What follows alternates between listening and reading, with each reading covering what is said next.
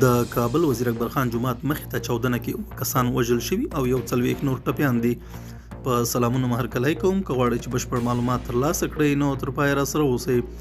د افغانستان پلازمینې کابل وزیر اکبر خان جومات مخې ته د جمعې له لمانځه وروسته چاودنه وشوه چې 50 کسانو ته یې مرګ ژوبله اړولې ده.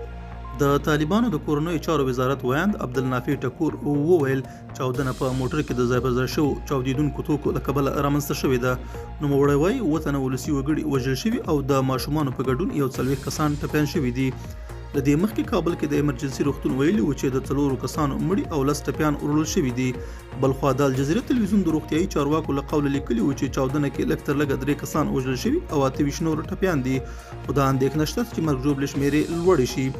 د کابل د امنیه قمندانۍ ویاند خالد زدران په خپله ټویټر پاڼه لیکلي چاودنه د لمونځ کوونکو د راوتلو پر مهال د جومات مخې ته پر عمومي سړک وشوه. قربانیان ټول ولسي وګړي او لمونځ کوونکي دي.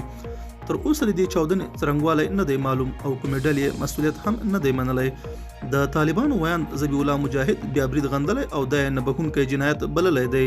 ښاغلي مجاهد همداراز په خپله ټویټر پاڼه له خلکو غوښتنه کړې چې د نظام پر ملاتړ د داسې جنایتکارانو په نیولو او ځالو له منځه وړلو کې ستره ونډه واخلي. دا زموږ نننی چمتو شوی مطلب. تر بیا ښه وخت او ښې چارې.